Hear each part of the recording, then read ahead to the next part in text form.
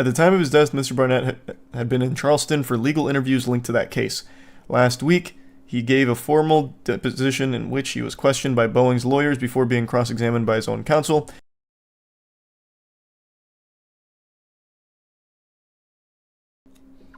I haven't really looked into exactly how the whistleblower passed away here, allegedly unaliving himself, but with everything that's been going on in the aviation industry, to me, from like the little bits I've read, it sounds more like an assassination. This is scary shit, man. I'm telling you. Planes are the devil. I've been saying it since I was a child. And you called me crazy. Thanks, Resub Stoner. The membership wander. And no, I have not. Tin Finger. I don't know who that is. Oh, well, yes, I have. That's Joe Rogan guest.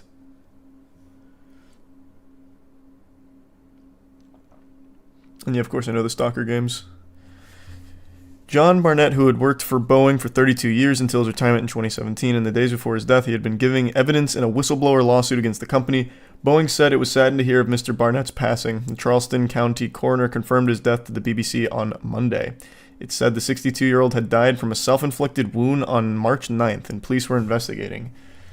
Mr. Barnett had worked for the U.S. plane giant for 32 years. From 2010, he worked as a quality manager.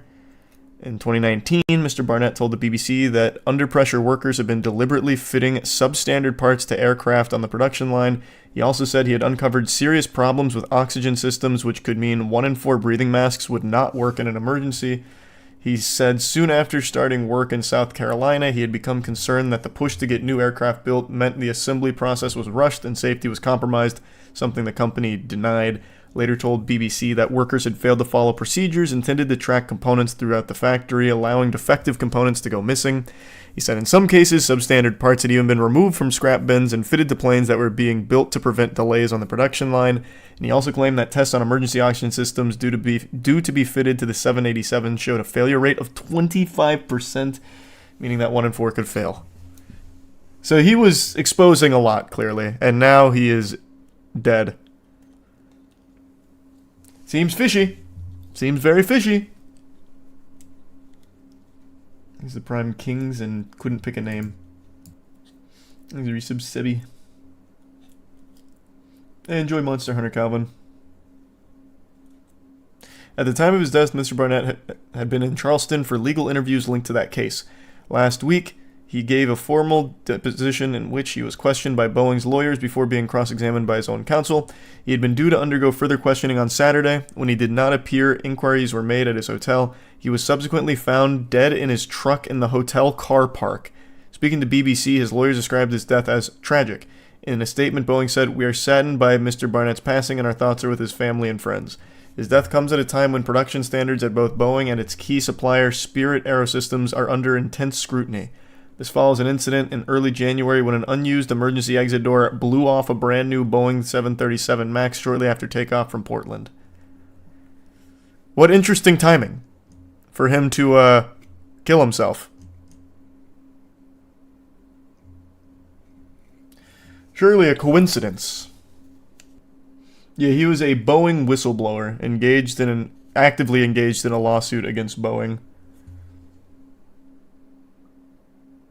Same guy who got Epstein. Yeah, maybe they just used the same person. It's just one guy. The planes are starting to fall apart. And Mr. Barnett was trying to expose the truth. Boeing took him out. I think that's what happened here. Yeah, we're going to do Siege later tonight. Thanks for membership, Fireground. And not yet Fireground. Usually on Sunday. Thanks, Bowden. No, I didn't see that episode on Boeing. And yeah, I did see that one, Dub. Well, rather, I saw it being covered. Oh, is that about the cannibal thing? I saw the headlines for the cannibal. I haven't read about it or anything.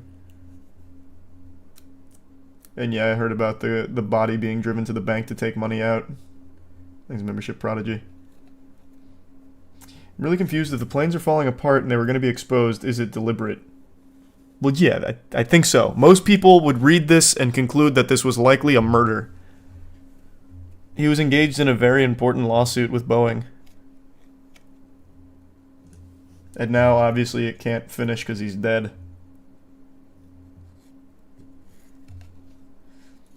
And yeah, I'm getting bits and pieces of it, Cake. It's just a lot. Government cover-up tier list win. Not a bad idea.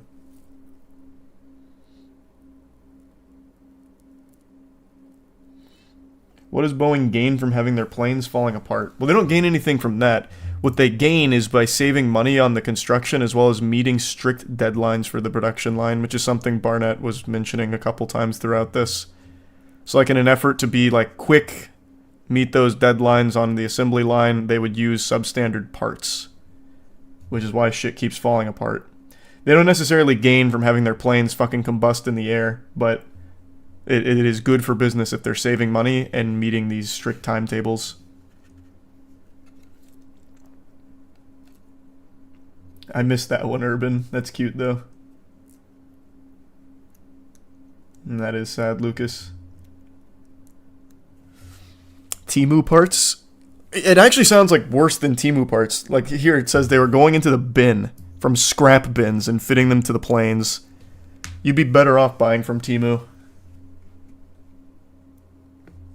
And have not done that, Vincenzo. Thanks, Arisa Brun.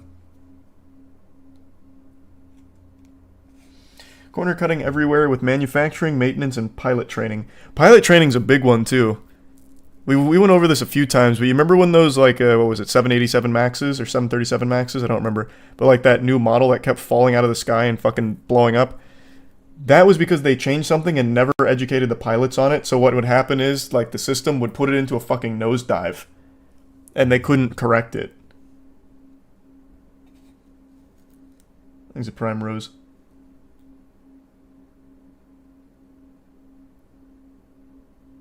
Once they went from engineering leadership to business leadership, it all went to shit. Well, that's the way of things, unfortunately. That was called the MCAS system. Yep, that's the one. Or, no, wasn't it MCAT? Or am I misremembering? How about, let's just look it up. MKAS. You were right. Hey, congrats on the 14-year anniversary meditation. Hope the channel's going well. I'm surely supposed to be on a site working for Boeing. They're building a bunch of new hangars in Florida. It's another place to halfway assemble planes. Cool. Have fun. Yeah, a few of them, Jake. And we've gone back to some of the older ones, like the pizza one. You should check out Suno AI. It's so crazy, the quality of the songs it makes. That's the second time I've heard about that.